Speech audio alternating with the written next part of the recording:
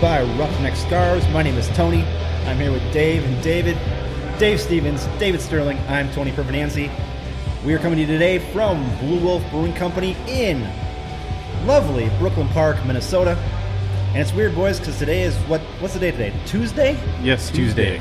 Usually we're only on Sundays and Saturdays. Have we ever done a Tuesday podcast before? I don't think so. We did a Thursday one once. We did the Thursday right before Christmas. Yeah. So far, so good, though. It's going great. It's going great.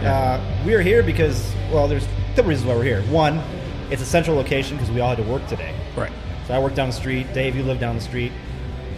Dave, Up in Champlin, a little bit of Not rush too hour bad. traffic to deal with, but not bad. Plus, they're tapping their Oktoberfest brew today. Yeah. Yes. It was a wonderful coincidence because I don't think we knew did not know. about that once we not planned to have it here at Blue Yeah, Wolf. right. So yeah, it was awesome. So And that it started is very good. It is. We're all drinking it. And so when they say tapping, it's for the first time this first- yeah, season. today.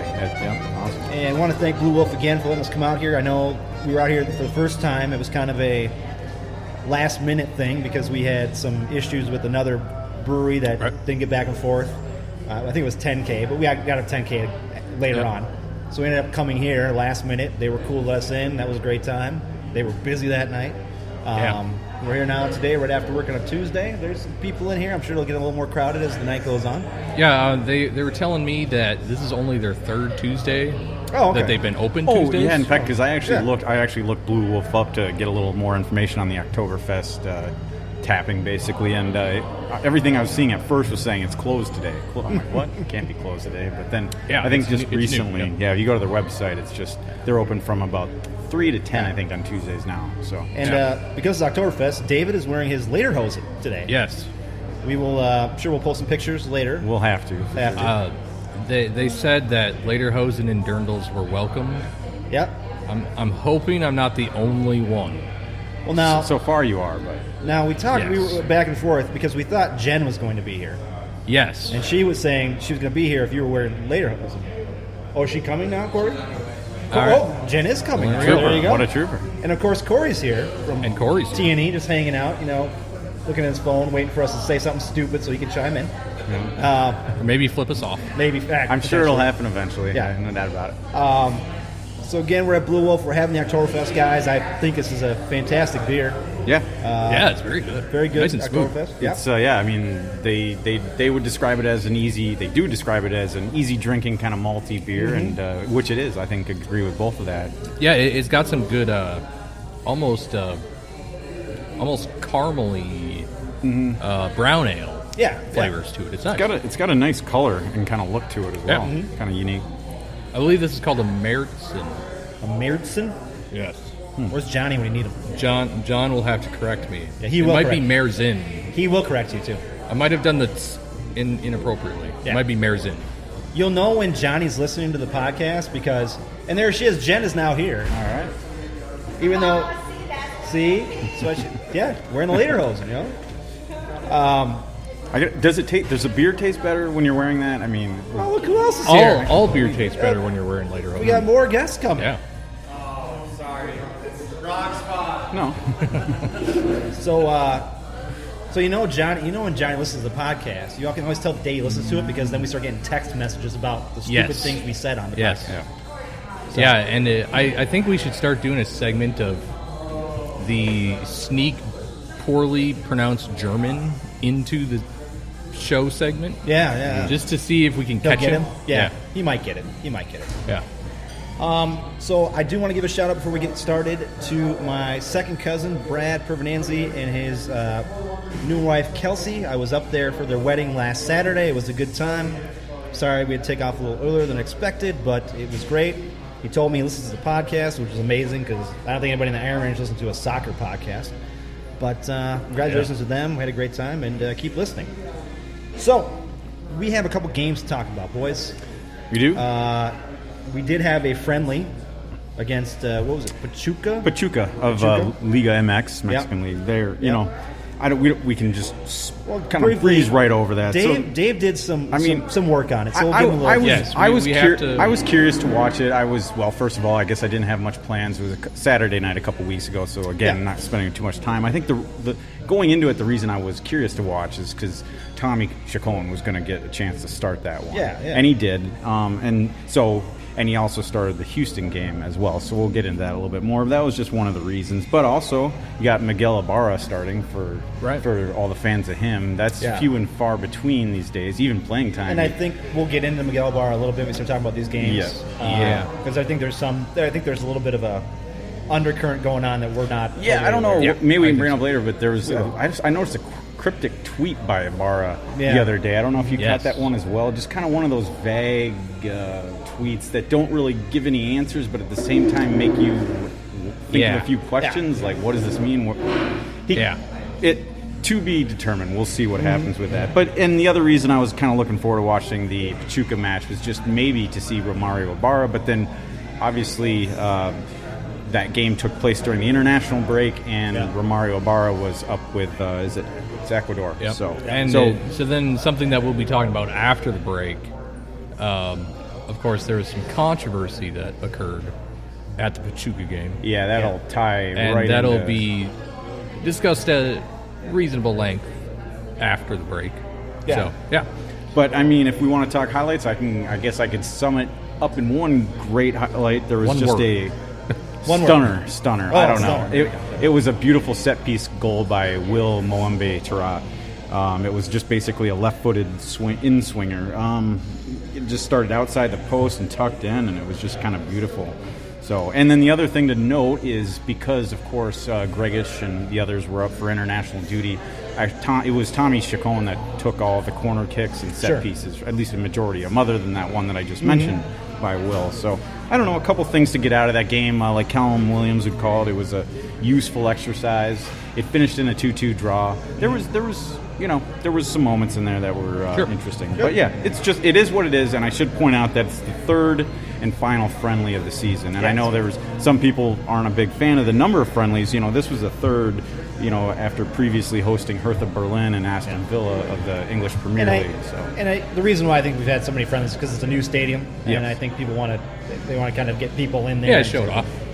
It's the corporate. Of course, there's another friendly going on. Well, not a friendly, but an actual American football game going on that we've had discussions about. Right. Which we can bring up later on in the podcast or maybe another podcast, but I don't think any of us are too happy about that. Yeah, that's becoming more and more threatening, I guess. As we go. So, last weekend's was last Wednesday? Wednesday, right? In Houston. Yeah. Yeah, it was. Let's preface this by saying we do not play well in the warm weather of Texas. We don't.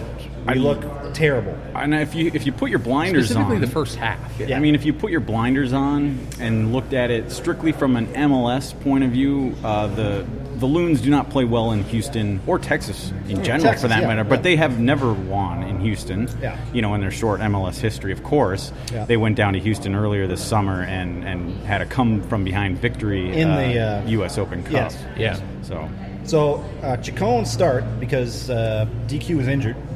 Right, and that was coming off the LAFC game, hamstring issue, which at the time, we talked about that game in our last episode, but we did kind of discuss, at least I discussed some of my concerns with any type of injury like that. It clearly wasn't serious, but enough to keep him resting another game. So we start this game off, and the lineup is kind of a little shifted because Chacon is not starting he wasn't at the 10. Right. He wasn't where he was supposed to be. He was on the left wing.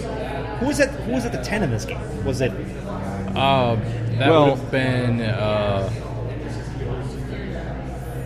would have been no one, because they started in 4-3-3. Oh, they started. Okay, gotcha. So it was a Chacon, Toy, and Finlay across the front. Okay. Yeah. So we started again the formation that we're not good with, anyways.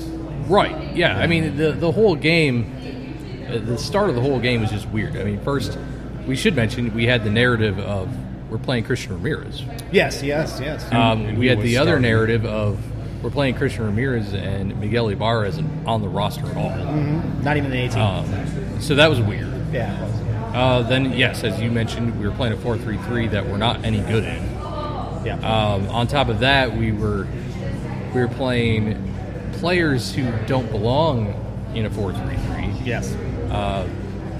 Ethan Finlay is at his worst in 4-3-3. Then the midfield was 2 8s and a 6. Well, yeah, because you had Alonso and Gregus and Dotson. That's just a mess. Yep.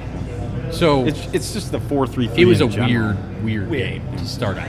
So we start off, and we're looking flat. And then my buddy, our friend, Mr. Chase Gasper. We've talked about on this podcast numerous times for being too aggressive sometimes. Well, he goes out and gets a yellow card. Yes. Pretty much right away. I think it was like... Well, give him a little time to warm up. It was 25 minutes in. Yeah, roughly, but still. So now he's out for the next game against RSL, right. which is a huge game. Right, way bigger than Houston. And the foul was aggressive. And he's always aggressive. I mean, that's what we always talk about. He's way too aggressive. He's gotten way too many lenient calls. Yep. Jeff Reuter tweeted that he was a walking red card that night, which he was. I mean, even after getting the yellow card, he was flagrant. He did not play well. I mean, he's just a bad player that game. He was getting away with some stuff earlier when he was first starting or kind of getting some minutes. He was getting away from it. And I talked about on this podcast saying he's not going to get away with that stuff for too long. Right. They're going to start zoning in on him and saying, we got to watch this guy. Exactly. And sure as shit, he makes a stupid play, gets a yellow card, and there it is, right there. And you know what's worse is you get yourself in a yellow card in the first half. You now have to watch how you play the rest of the game. Yep. And it leads to bad things happening. You know, you have to back off your opponent. You can't be as physical with them.